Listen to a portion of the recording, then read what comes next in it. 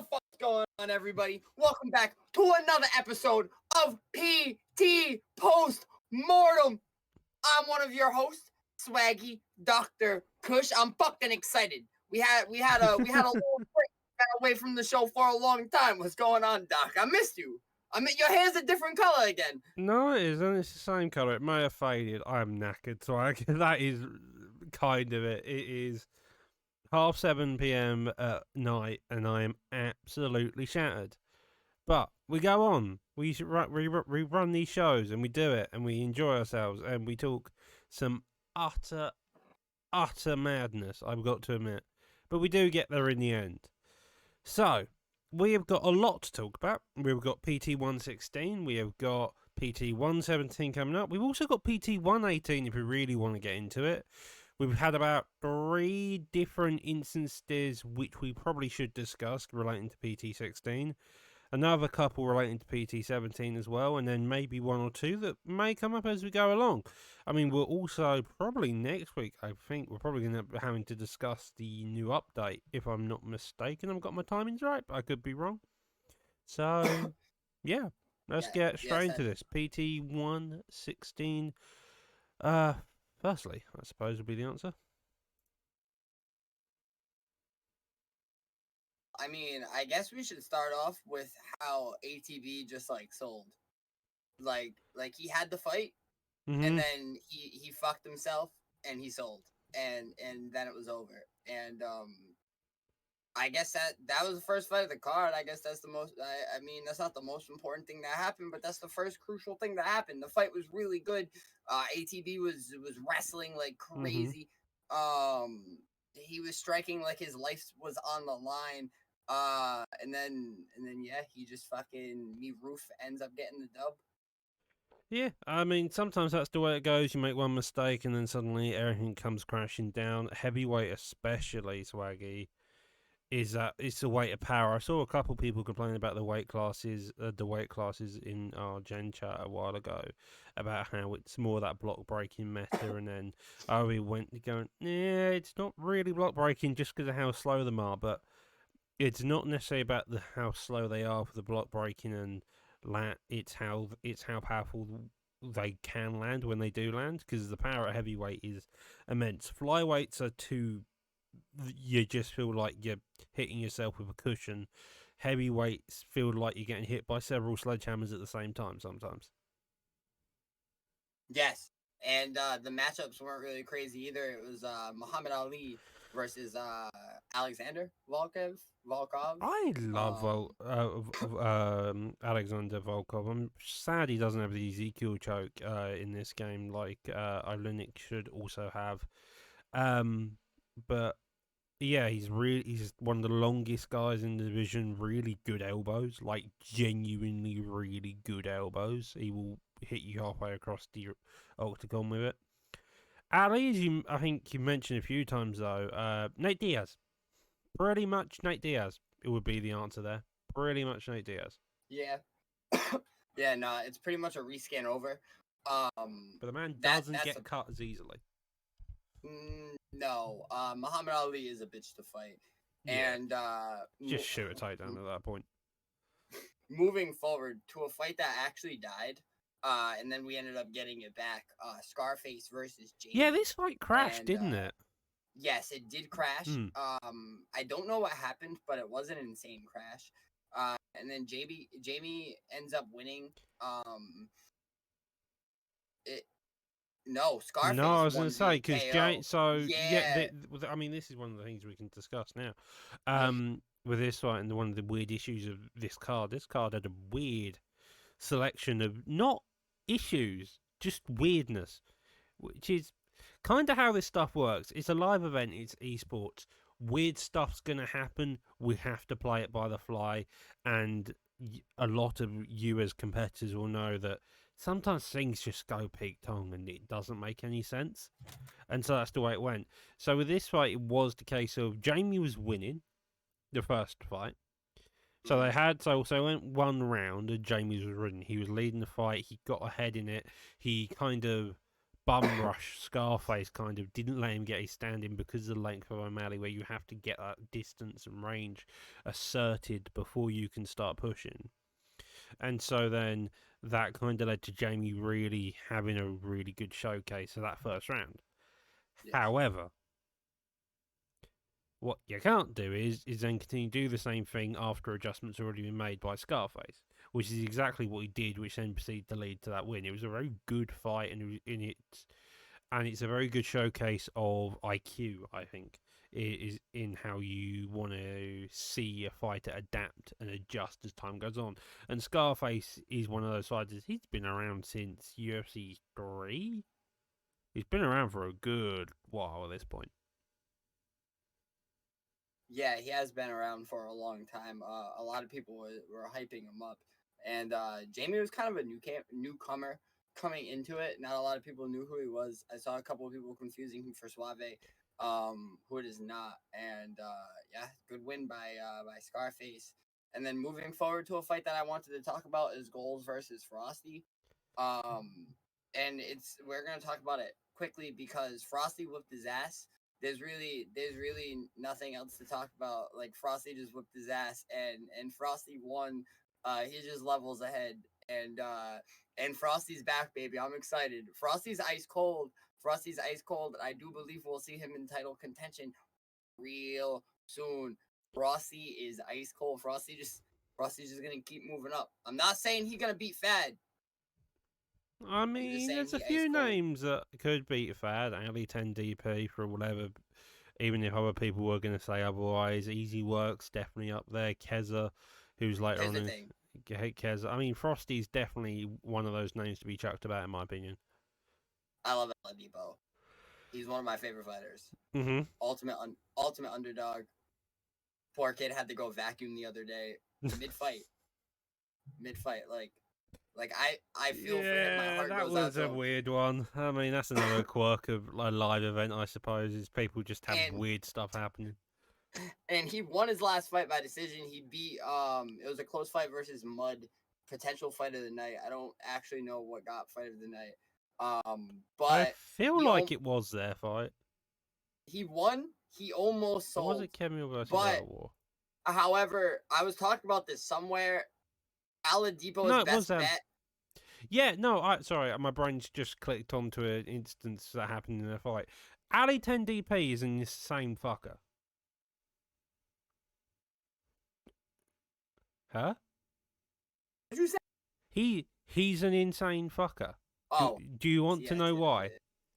Sure, go for it. So at the end of that fight, he legitimately was just trying to land one combo with a head kick, and then OG Mud was nearly so close to knocking him out, to the point where within like the final 2 seconds, Ali was in top mount getting his head pounded in to nearly lose the fight, and yet he still manages to get a decision. Yeah. He almost sold. Like, it was like the closest almost selling I've ever seen. But I'm a fan of Ali. Ali's best bet is a season reset, though, because his record's absolute dog shit.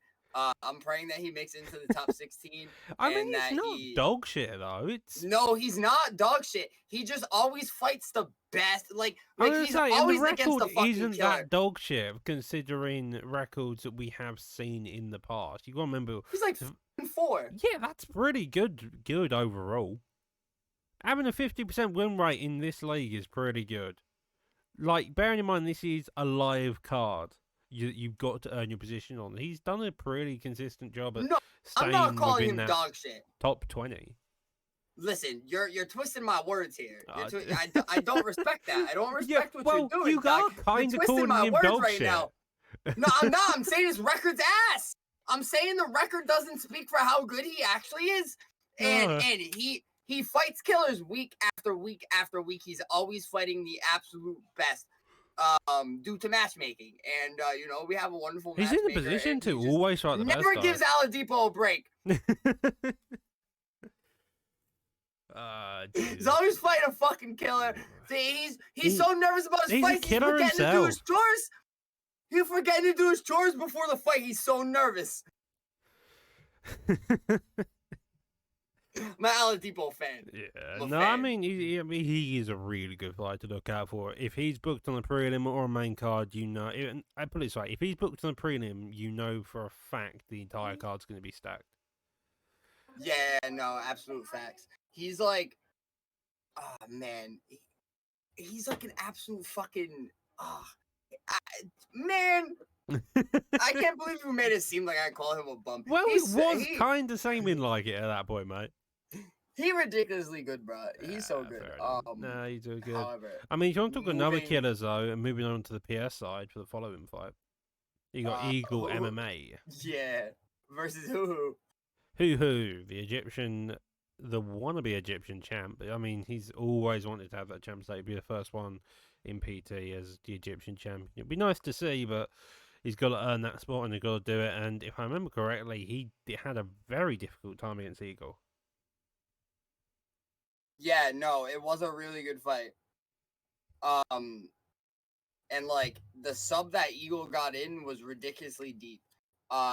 Got a deep ass sub in at the end of round 1, and he ended up getting it. And it like absolutely took away half of his bar. Mm-hmm. And then he ended up winning by a sub. Yeah. And like I feel like he really wanted to show his submission dominance here. Like he really wanted to show that like he's that guy with grappling.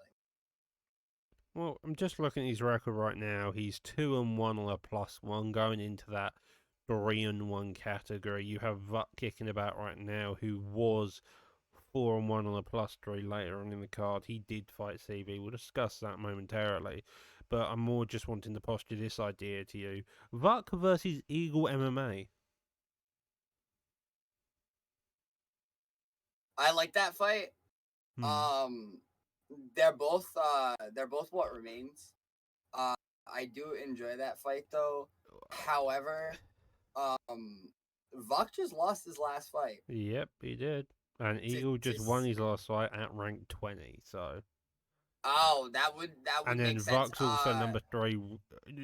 Looking at the old card at the time, I haven't quite got the rankings on hand. Let me see if I do. Let's just jump forward real quick. Let's jump forward real quick. We can posture CV versus Vuk. Because listen. Okay, I'm listening. Let me talk CV about was 1-0 before this, by the way. It was let me talk about my scum bucket of the week. I'm just gonna do it early. I'm just gonna fuck you, CV, because let me talk about what CV did. CV was 1-0 on unaired. 1-0 on unaired. He said, you know what? Vuk needs a new opponent. I'm gonna step up. Mm-hmm. He won the fight. Ladies and gentlemen, I'm genuinely concerned where this is going. Didn't sign up for this week. Because you want to know why? I genuinely believe in my heart that CV is re-retired. CV is re-retired. I'm giving him Scumbucket of the Week because he came and fucked up the division. I don't think he's re-retired. I did think he said he was going to compete next week. He better come back. I believe he said he was just busy this week. Like a lot of people, actually. It was kind of weird. All right, you just might have earned him back-to-back Scumbuckets of the Week because if he does not compete next week, he getting it again. Well, don't quote me, Jesus. Don't quote me. I just say I think. It's going to be a double Scumbucket of the Week. But it was a great fight on CV's part. Like, CV did his thing. CV was turning in the pressure and using those defensive buffs to his full advantage here. Your lovely defensive buffs. You love them. Yeah, he loves the defensive buffs. Like it's really crazy. He loves them, and kind of I've been out here like ducking everything. You know, the head movement's crazy. I do start to see signs of the defensive buffs. But, like, once again, if you want to jump back to episode 1 of PT Post Mortem, CV was hyping these defensive buffs up to a new level. Like he was going to be able to, like, flip over a guy and, like, just head kick him from behind. That's how good the defensive buffs were going to be. And I had to, I'm happy he's getting let down. So I have a question, because that's just reminding me of something. So, you know all these defensive buffs that you're talking about? Yes. How good are your defensive buffs going to be against Romero? All right, so All right, so that's how you know it's bound for a good start. I saw, so he posted a poll yesterday So for on anybody, Twitter. should we add context to this? Because people may not know Oh, what's yeah, going yeah. on. Some people actually think it's a UFC 5 fight. So on January 8th, which is actually this Monday coming up, I am gonna be in New York, and I'm going to be having a IRL grappling match with Anthony Romero, who is one of the game changers for UFC 5. He's the guy that was in all of Marshall's build-up videos. That's who Marshall was fighting. It was Romero. If you don't know who Romero is, and he's also a college wrestler, very good, 2-time All Division. I believe he has some tournament dubs and some big freestyle tourneys. However, he did also post on Twitter asking for what submission Swaggy should be submitted by, including the Mountie Go-Go, which I've got to admit is probably my preferred one there. That's disrespectful that you answered. I didn't actually answer it, but that's what I was thinking. The Mountie Go-Go would be interesting to see. Actually, Humble asked for a twister. And there was a lot of people saying Rare Naked Choke should be voted for more. I personally voted for the Rare Naked Choke because, listen, hear me out. He not getting my back. I wrestled for a long time. I wrestled for like 9-10 years. Swaggy, I did wrestling for. I'm Swaggy. He's not getting my back. Proceeds to have every single back take in the world. Listen. I wrestled for a long time. Yeah. And wrestling is one of those sports where like you're comfortable with people taking your back. So realistically, he might be able to take my back pretty quickly. But he not getting that choking. And if he does, I ain't tapping. I'm going to sleep. However, Mama ain't raised no bitch, and I am gonna go in there and wrestle my ass off. I'm gonna land a couple double legs. I do believe it won't stay on the mat as I am a little squirmy bastard. I wasn't able to grapple as much as I wanted to in the build up for this. Just because I do also work a full-time job on the side of all of my content and everything else I do. So I wasn't able to grapple as much as possible. Romero continued to grapple every day, was just competing in So this is your excuse. I'm a busy person, I'm working. Romero, no, there's no excuse. Can just wrestle every day. There's no excuse. I've been working out every single day. Like that's not a thing. I didn't work out today yet, but I will after my stream. Get some cardio in at least because filling the gas tank's like the biggest thing moving forward to this. The cardio, eating the banana and boxing and falling over, yeah? Yeah. As I am a heavy weed smoker, so it goes with context that I genuinely thought you were going to say, like, you're quite heavy, even though you are one of the skinniest people I know so far. Yeah, no, I'm pretty skinny. You're like a twig. Actually, what's crazy is me and Romero are the same size.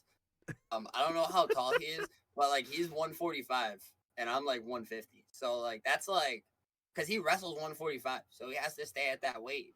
Jesus. So like realistically, like your boy got the advantage. For the first time in my life, I have a weight advantage.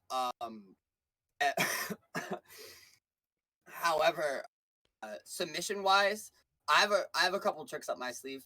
I guess the big question is like, should I go for an RKO out of nowhere? Like should I try to land a WWE move? Personally, I'm for the tombstone. That's crazy. That shit kills people. A wrestling tombstone, not an actual fucking tombstone. Jesus. That's no dropping the Garney's neck. That's wild. Nah, somebody in the comments, I respect him for this. Somebody in the comments asked for a heel hook, and he was like, "Nah, that's so fucked up. I'm not gonna heel hook him," which is like crazy because if he heel hooked me, that could like ruin my walking for a month. So shout out to Romero for not heel hooking me. There is some dignity about it. There is some dignity. No, but I have submissions I have submissions up my sleeve. Like, I did train for a while. I have wrestling experience. I haven't trained in like 4 years, like consistently. So like, I'm a little rusty. And the gas, and I might gas out. That's a possibility as well that we have to look into. But I won't give up, and that's another thing. I'll be on that mat. I'll be wrestling my ass off until the better man gets their hand raised. I'm not going there for content. I'm going there to win this match and then get to the bottom of why UFC 5 was so ass.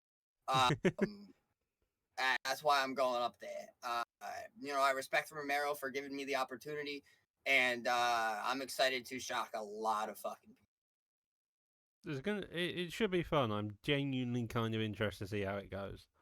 Yeah, I still have to book my hotel room. That's probably a good idea to do, especially if you're saying it's like next Monday, Swaggy. Yeah, worst case we sleep outside the gym.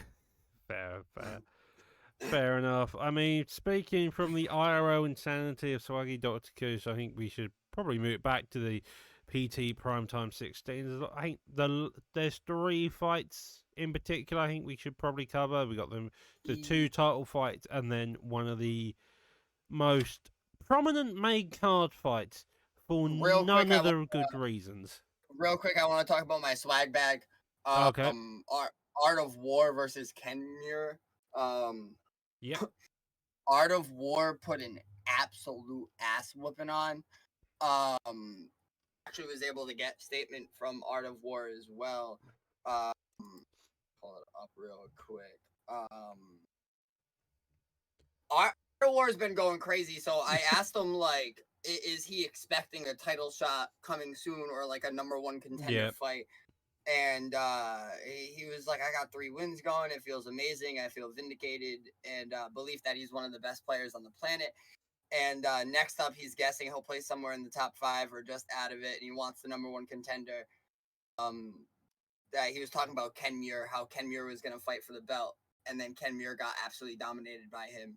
So he's looking at any avenue he can get to the belt, which I believe Art of War versus Fad would be a crazy fight. And I did get statements from Fad as well. We'll talk about that later. But did Art of War have fight against Fad in UFC 4?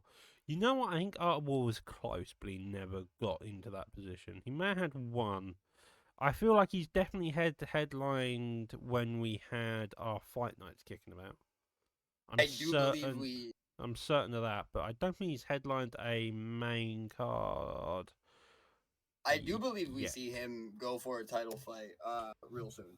Well, the title picture itself is really kind of interesting. So you have Keza, Frosty, Art of War, and then you have mix-ups coming to and fro, although he's going to need a serious win streak after PT 116 as well, because of that fight, which we'll discuss in a second.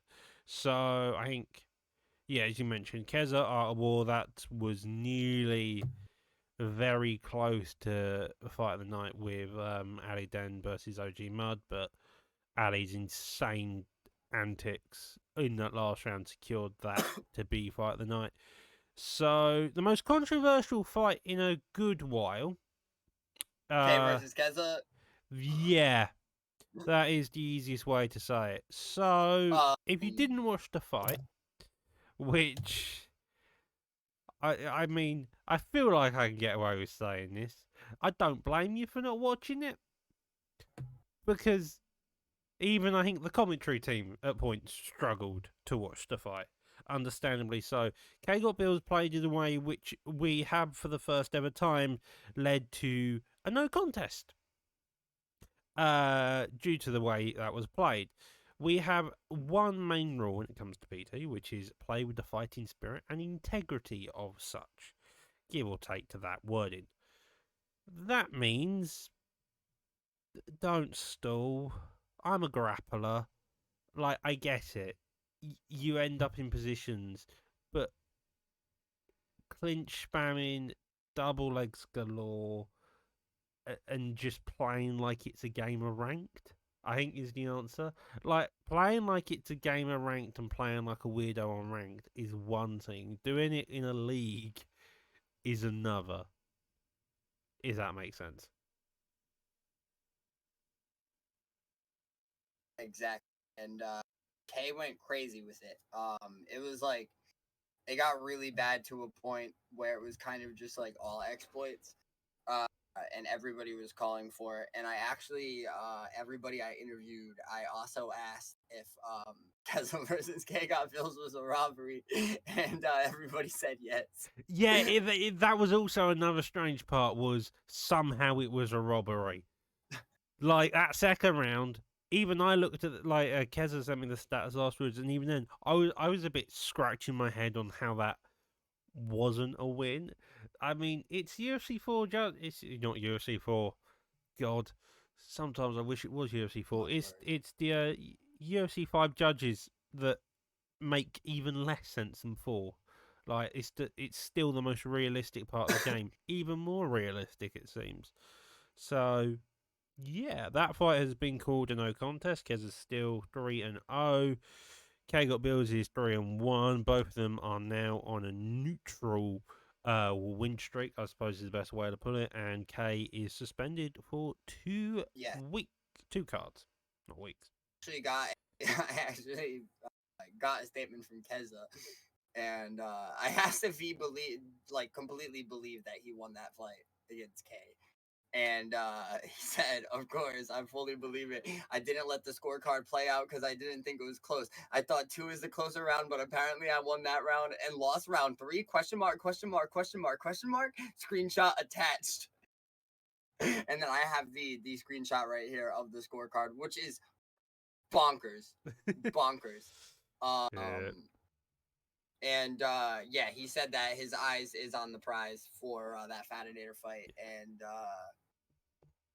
yeah. No, I mean, so before we talk about the Fatinator fight and how that fight turned out, I mean, kind of unexpectedly expected. It depends. Depends on your viewpoint for that fight, I suppose. But before that, a Smudger versus AKA Josh. You had Alex Pereira finally being used by Smudger versus Anderson Silva as Josh, which I've got to admit, Anderson Silva's a weird pick in my opinion. I don't get. So you have Alex Pereira, you have the best striker in the game. I don't care who else you want to say. Pereira is just the best striker in the game. That lead hook is stupidly OP, combined with his power, just makes him evil to use against or fight against. And so, in my opinion, the tactic is to grapple, to grind, and then maybe engage later down the line. If not, it's for getting some really, really lucky counter shot with some mad lad. You want to know what's crazy? Sure. What's crazy? I thought this was kind of gonna be a close fight, and Smudger absolutely dog walked Josh, and I feel bad laughing. I feel bad laughing because I like Josh. I do. So I like Swaggy Josh. just Josh has is a really really good bad fighter. takes. That's what I'm getting from this. Josh earned this shot. Josh earned this shot.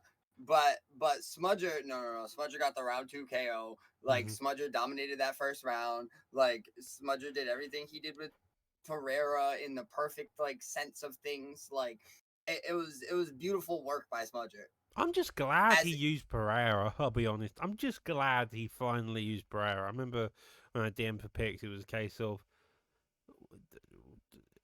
Pereira question mark? And you went, let me think about it. And then finally you agreed to actually go, and then you decided to go Pereira. It's still amazing that it took this long to finally see Smudger pick Pereira. Yeah, no. So I actually went and got statements from Smudger. Smudger is one of my favorite champions. He's a really good champion at that. The Vanio fight proved that, I think. Yeah, man. We'll just we'll get to all of that in this little questionnaire right here. So I asked him after a dominant performance against Josh this week, who do you consider as the next worthy opponent? Smudger said my next opponent can be anyone, whoever wants it. The outcome will be the same.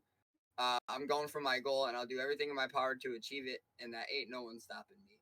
Um, I then asked, Vuck lost to CV, who made his return to the live card. Did you watch the fight, and do you think CV has what it takes to be a solid comp for your title? He said, I did watch the CV fight. I knew the results before they even threw a punch. I know that CV is a solid competitor, but I ain't here to compete. I'm here to dominate.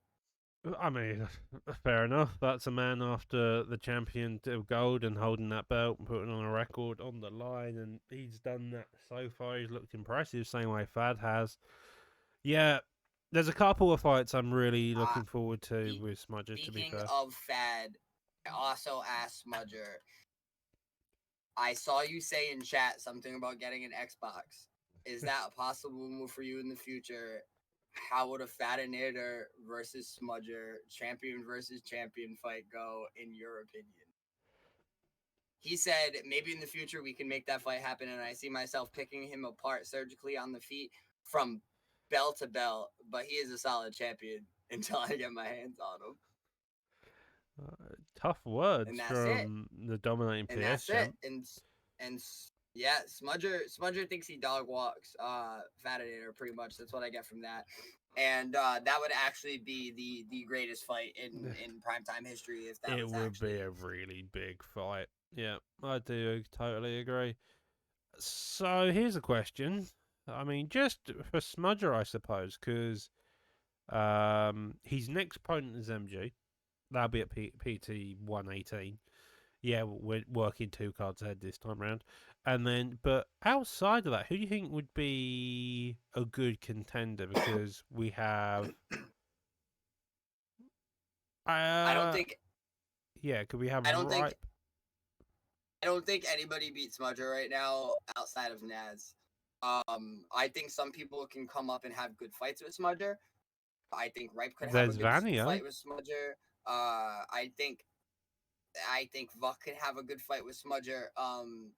Smudger versus Vanio. Smudger ended up coming back and winning it late after Vanio did have a very dominant couple rounds. Smudger was also sick that entire week, not feeling more well. than a couple were dominant. He won every round outside of the last one where he got KO'd in. And then he was able to still come back and yeah, get the okay. KO. I can see that. I mean, I could see Vanio being kind of in the same position as Mix-Ups right about now. I can see Vanio coming back for a second fight and either winning early, makes adjustments, wins early, or Smudger just 2 rounds. Yeah, I mean, his usual dirty work.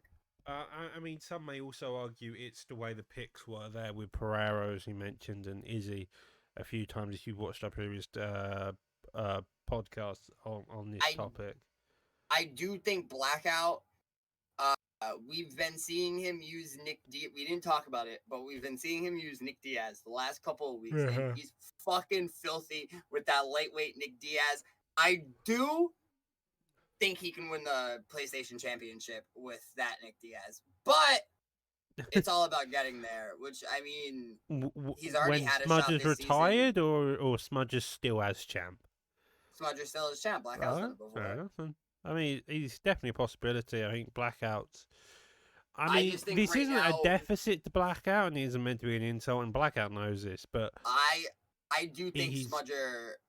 I think Smudger's on the road to beating the record, and what's sick, like the most defense record, and what's disgustingly sick is I also think Fadinator's on that same road. They're both 7-0. Yes. They're both it's literally the first one he loses at this point. Yes. That's all it is. It's kind They've of both weird. had the belt since the Grand Prix. Yep. They both defended all the way through. Yeah. Yeah. Yeah. Give or take. So yeah. Dominant savages. No, both of them doing really good. So we keep accidentally avoiding the topics. I feel like we should get this one out of the way and then go straight into this Saturday's card of Fad versus Mix-Ups to rematch 2. Bad. We don't even have to talk about the fight. Apologies on that, ladies and gentlemen. He did cut out. You were thinking Mix-Ups came in. Just cut you out halfway through. Mix-Ups came in as like a close underdog. Like there was a possibility that Mix-Ups got it done this time around. And Yeah, no. Fatinator said, no, champ. It's you're not champ. I'm champ. I'm Fatinator for a reason. It's a wrap. Go to bed. Get in line again. Like do it all over. I'll see you in a couple weeks. Like Fatinator is just like he called it. He said he said in the general chat, I'm going to dog walk bully Mix-Ups. He did. Yeah. He did just that. He had a full camp. Nothing against Mix-Ups. I think Mix-Ups is a very top tier player. It just was not his night. Fatinator. Oh my god. Fatinator's that guy, man. Fatinator's that guy. I mean, Fat definitely is that type. I mean, as you mentioned with both Spad and Smudger, it's just a case of it's the first one to make a really big fuck up. Smudger nearly did it with his pick. Fad nearly did it with his pick against Mix-Ups. Both of them have fought adversity there so far, but then have been brought to different weights or have made different pick adjustments, which has now led to where they are currently as we go into PT 17 as well as PT 18 in the case of Smudger. So, it's a 10 fight card. It's a pretty stacked card from top to bottom. You start off with Kante versus Driz, which was a main event of PT 99, if I remember correctly. Which just shows you the insanity of how this stuff goes. Is you have people who debut later on into the season, so their record's slightly low, and you see them then be matched up at a different point. They're both on a 2+ win streak, so it's kind of the case of the next person to win here, they're going to probably be catapulted into that top 10 position. You'll then see them on the main card, and then you'll start to see them within that title contention pretty soon afterwards. The season does end at 225, but that's still 5, 6, 7, 8 cards or so, give or take. That's 8 possible cards to compete on to then get into that position to said compete. Conti's pretty high up on my my like list of tier. He's a good fighter. He always comes out and shows up, but so is Driz. Driz is another really good fighter, and I'm excited to see if they both come out with a little bit more intensity, because like you did mention, PT 99 you said. Yeah, PT 99 because Conti versus Driz, and Kante now they won the are belt, opening, and then was the champ going into PT 100. Now they are opening the card on a prelim. The very first one. You gotta think they're pretty upset. They're gonna come out with a lot of intensity and just kind of, they both want to finish, they both want to show out, but they're both very top tier fighters. Yeah. So I do think this one's gonna be a banger to start off. Indeed. I mean, it's definitely a good way to start a prelims off. I mean, both of them have got several Fight of the Nights under the belt as well, so. What we got next? Possible Fight of the Night there? Yeah, I wouldn't say possible Fight of the Night there. Next up, you have EKK Han, who's kind of been all over the place, if I remember correctly. I can't remember him exactly off the top of my head. Versus a guy who I'm going to maybe offend him here and say I don't think I've seen him on a live card. Who? And I don't know how to pronounce his name. Odkova? Something like that. Let me go look. I'm just scroll through the channels. He's 2-1 on a +2. I mean, he's definitely earned a position. He's ranked 25, which is probably why, since he's probably completed a lot on the air card. Now he's got a couple wins going on his belt, and now he's here against someone of a decent name of EKK. Odakova is a crazy name. Odakova. Versus Kaihan is actually a good that's a good test. Yeah. Because that's what you need. If Odakova is that guy, if he a killer, if he built that business, then and he'll come in and beat Kaihan, that's a big win. Mm-hmm. That's a really big dub moving forward. I like that fight. I do kind of like that fight. It's an interesting fight. I think it's probably the dark horse of the card. EK Apollo. He has been MIA for a couple cards. Yeah, Apollo's been a better place. Has he been? I don't think he's been suspended. I just don't think he's been competing. Yeah, no. So Apollo's been in and out. He's one of the US guys who appears, fights a couple of times, backs off for a bit, and then reappears and has time of his life. His opponent undefeated. Is I'm really interested in. So this guy, I've seen about a place in a few other leagues competing. He's beaten the likes of Easy Work. So I'm kind of wondering how good he is, because from what I've seen, his striking is really well timed. He's able to play off rhythm as well as on rhythm, so just to cause utter chaos. His grappling seems to be pretty solid. It's not he's not offensive, he's not defensive. It's there to exist if he needs the MMA ability to fight on the ground if needed, and that's kind of ideal when you're a striker as well. Is you're happy to go to the ground if it gets taken to the ground, but you don't really give a shit. And so that matchup is definitely effective. 4-star featherweights. That's a spanner in the works, I would argue, but it's definitely a viable time there. A couple did good grapplers, though. Zabit. You pick Zabit. You pick Zabit all day. With a game without any cardio, especially, probably. He's got a cartwheel kick and a rolling thunder. Impractical as fuck, considering most things, but we continue. That's an easy pick. Yeah, I mean, speaking of fucking Rolling Thunder, we do have we got a couple fights till we get there. Yeah, okay. I mean, that's what I'm fucking excited for. So, main event on the featured prelim is DB Butler versus EK Scarface. This one's gonna be a banger because Scarface is coming off of a close win. Indeed, he is. Butler's coming off of a win.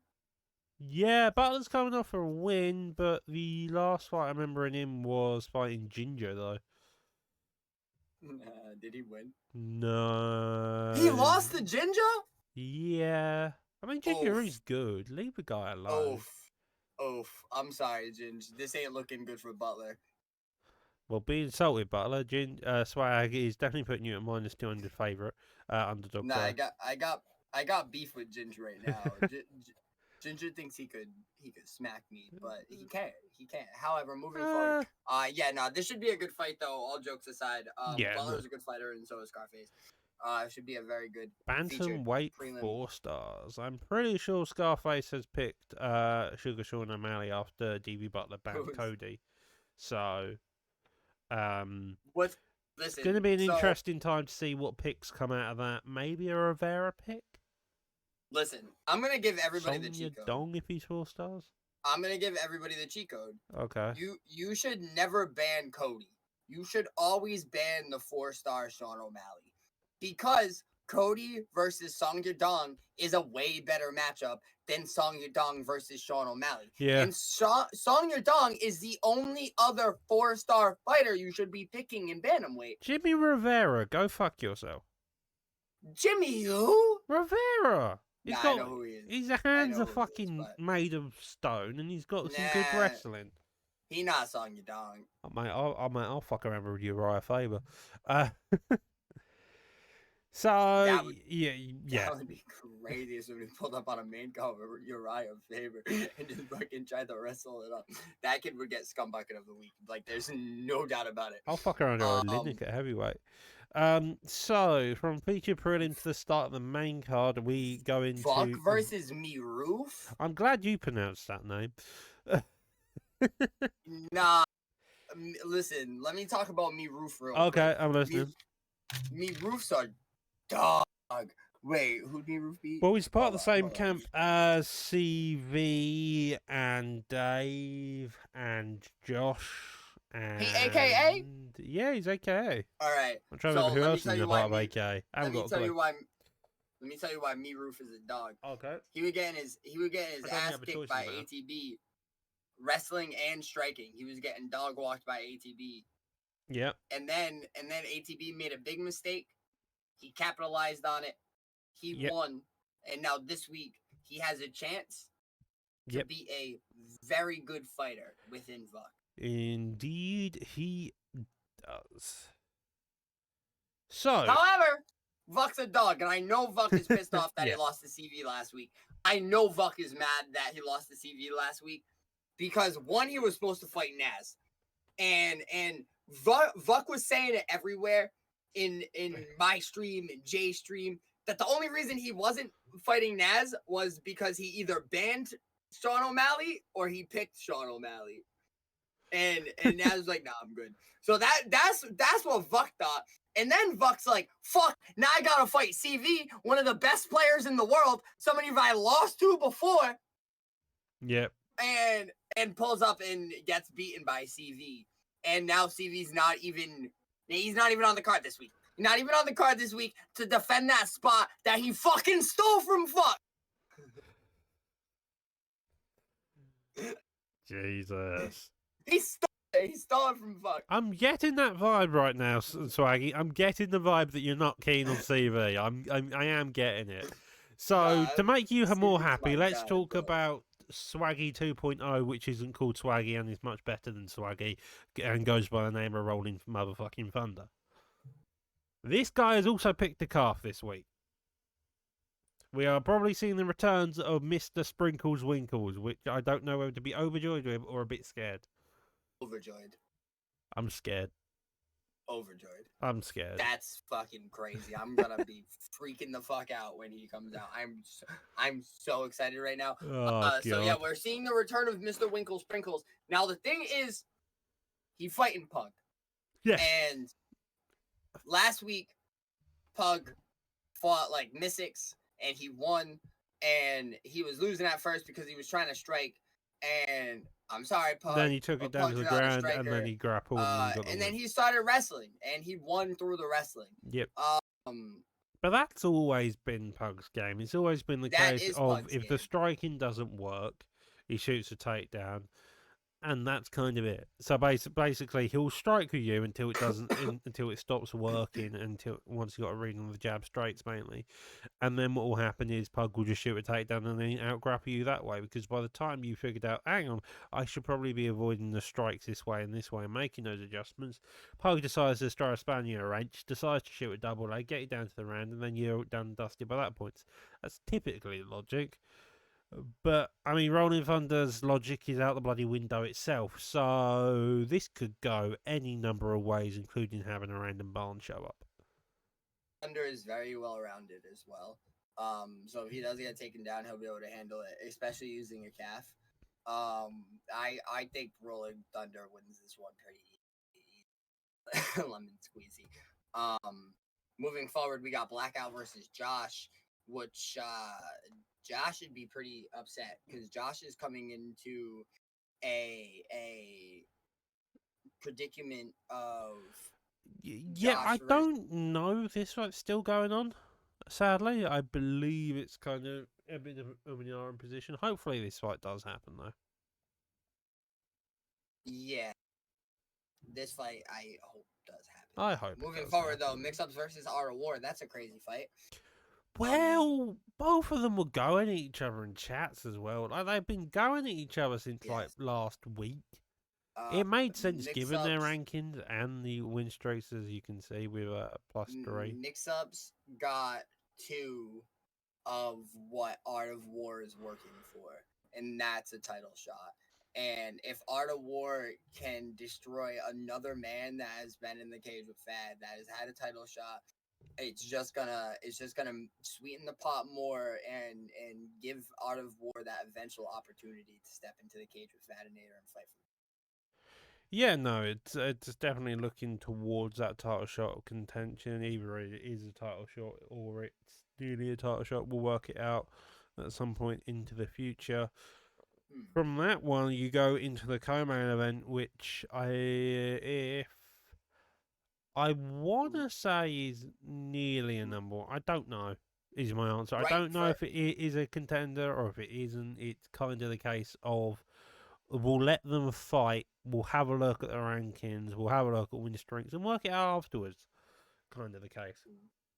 Ripe can silence the world with this dub. Because Eagle looks real fucking good right now. Almost unstoppable. No, Eagle has looked really good. And Ripe's doing Ripe things. He's fighting perfectly like Ripe. And I feel like Ripe's been being spoken about a lot. On the last podcast, you said that Ripe is a perfect person to prove that another person deserves a shot at the title. Yeah, you fucking called him a gatekeeper. But to make matters worse, Jay Dime in the booth said, "God damn, Ripe is a gatekeeper." Well, you know what? I'm gonna stand my ground here, even if it is a dumb idea, and go, if Ripe loses this proves my point. I mean, yeah, it does. Ripe's number 4 right now, and but on an actual serious note, Ripe's the betting favourite here. He's a veteran of the game. He's been it. He's done it before. He's played this game, and that's that. Eagle and May, part of the WR camp, then the camp's notorious for their game planning, as I think either you mentioned or Jay has mentioned countless times.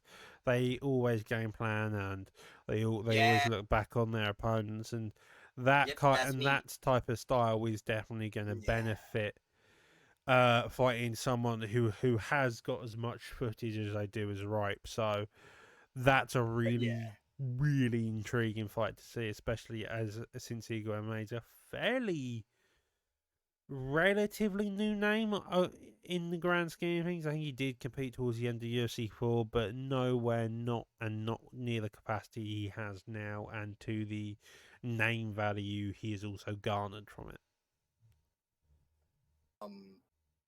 Yeah, man. Ripe is. I really do think Ripe wins this fight. I don't know about it being a number 1 contender. However, I have been saying since the get, Ripe looks very fucking good this season. He looks focused. He looks ready. He looks back.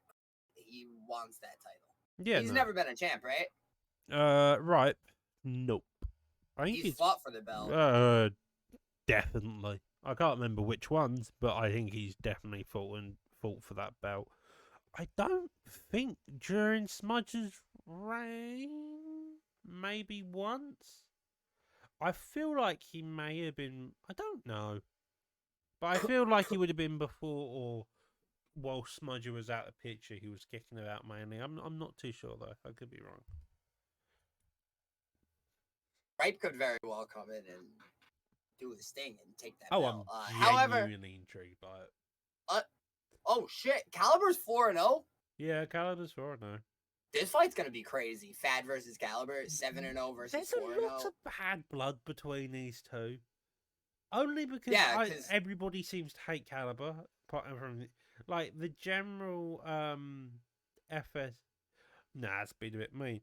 But there is just a general hate towards Caliber that I don't really see anywhere else. It's kind of a bit strange. Yeah, I think he's funny.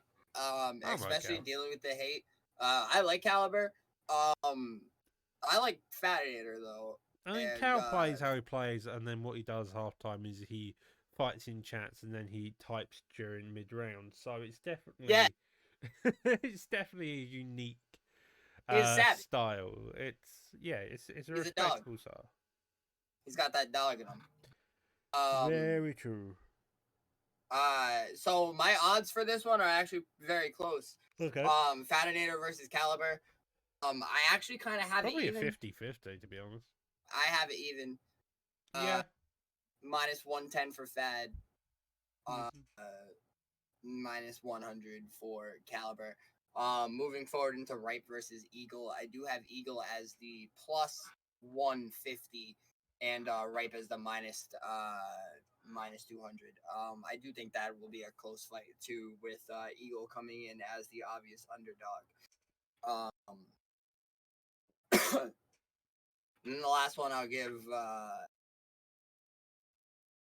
The last one I'll give. I'm gonna do Rolling Thunder versus Pug, and I got Rolling Thunder at a -900, and Pug at a +1200. Jesus, that's Yeah. just batshit insane. Cool, so I was gonna Yeah. say, but I'm not. Nah, I'm not even gonna dignify that with a response in my answer. I have got 2, maybe 3 more questions left to ask. Firstly, Fight of the Night, PT 117. Who is it gonna be?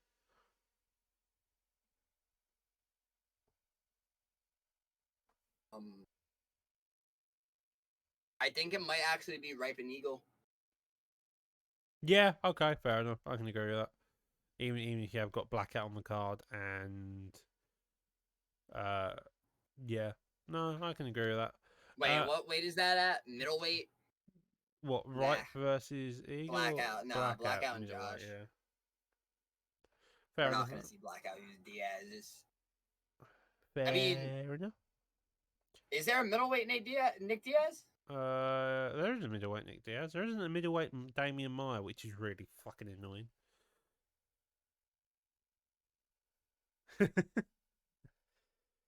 Damian Maia pick is crazy. Okay, well, Maia all the bloody way. What's your next pick? I mean, next choice. I mean, next question. Brain is shot. Swag bag. Do we give one out yet or not? Yes, I gave to Art of War.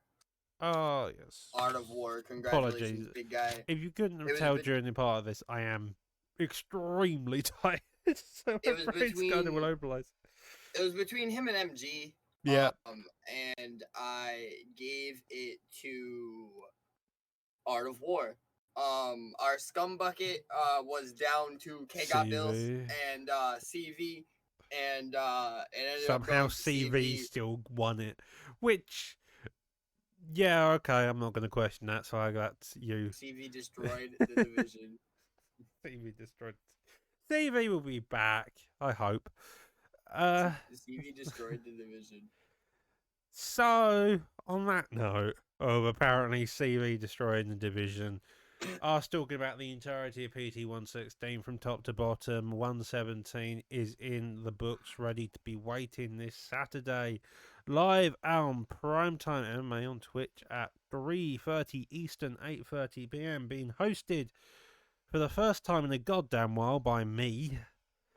So you don't get to see the bullheaded Cyrus. I'll be the one leading the comms on that night, which is going to be an interesting time.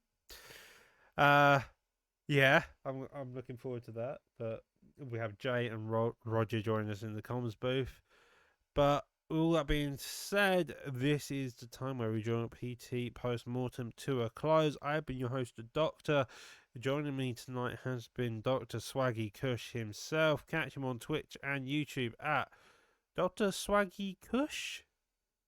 Dr. Kush. Also, make sure you tune in on Monday, January 8th, only live on Twitch, when I beat the dog shit out of Romero. Let's go, baby. Let's go. Yeah. Apparently, go watch that. I to be honest, I probably will be as well. So it's probably going to be hilarious watching Swaggy getting absolutely ragdolled. But with all that being said, as I previously stated, yeah, I think it's time to end the show. We've been going on for nearly an hour or so right about now. So yeah, with all that being said, ladies and gentlemen, have a good night and adios.